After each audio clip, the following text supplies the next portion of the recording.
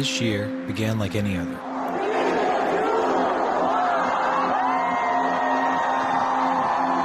But it soon transformed into a year we'll never forget. The pandemic, mass protests, and a presidential election would shape 2020. As we move into 2021, are we heading for more unrest or a brighter future?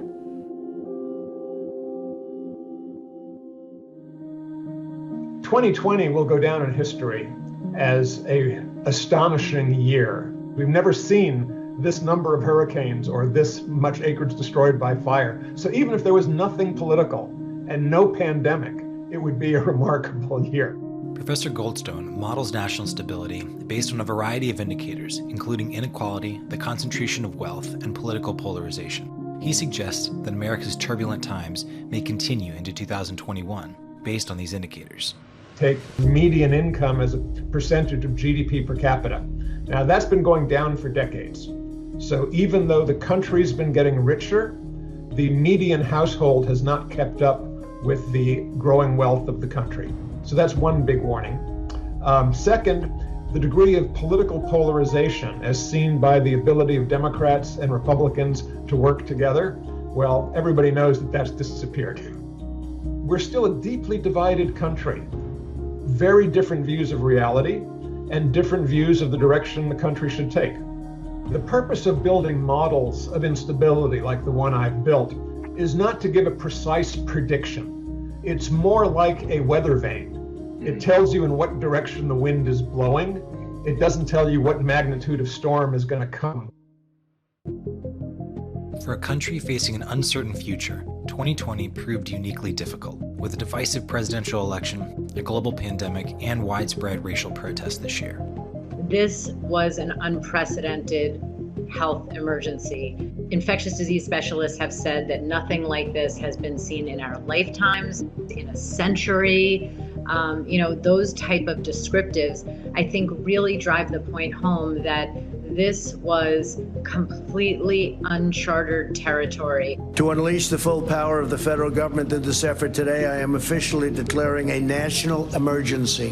When President Trump declared a national emergency and we soon thereafter went on, basically lockdown, shutdown, stay-at-home orders, I don't think there are very many people in this country who are alive today that have ever experienced anything like that before. Yesterday, I had to FaceTime a family member so they can say goodbye to their mom, their aunt, their grandma. I think it really put a spotlight on some of the vulnerabilities that we have in our society in every facet of our existence. Work, education, social life, medical and healthcare infrastructure, transportation, commerce, you name it. It was disrupted in some way, shape, or form.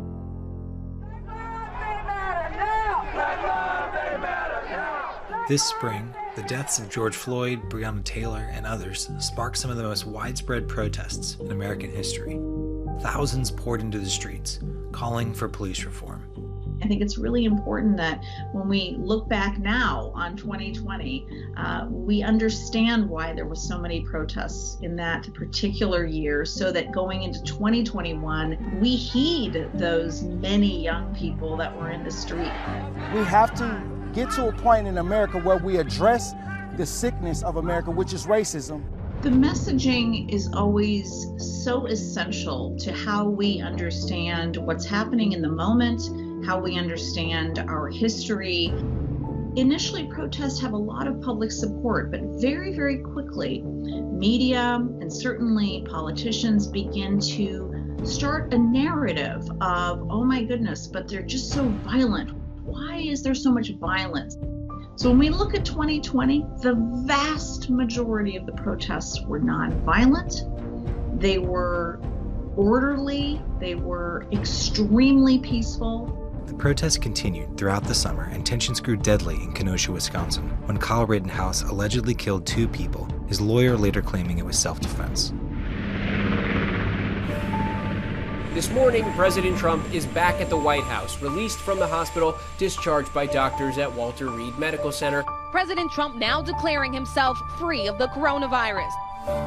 As the summer ended, the fall brought all eyes on President Trump and the race for the White House. In a year where both sides were declaring the race the most consequential election in our lifetimes, Joe Biden eventually won the presidency with 306 electoral votes. The people of this nation have spoken. We've won with the most votes ever cast on a presidential ticket in the history of the nation.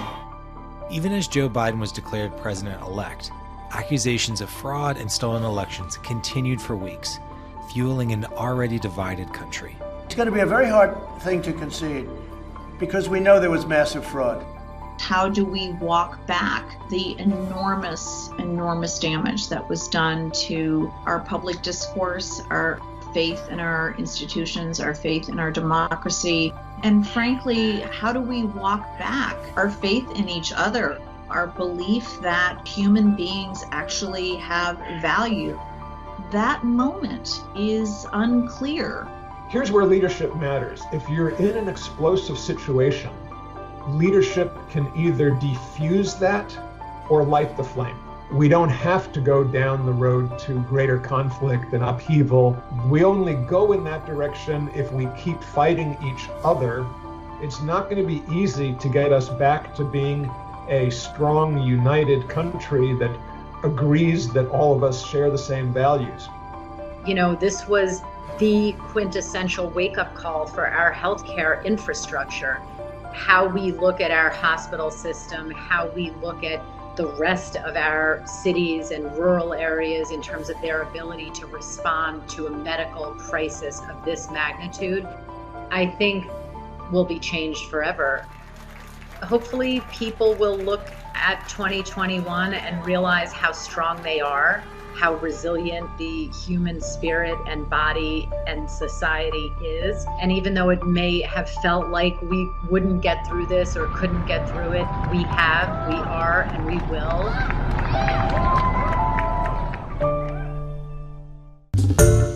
Hi everyone, George Stephanopoulos here. Thanks for checking out the ABC News YouTube channel. If you'd like to get more videos, show highlights, and watch live event coverage, click on the right over here to subscribe to our channel, and don't forget to download the ABC News app for breaking news alerts. Thanks for watching.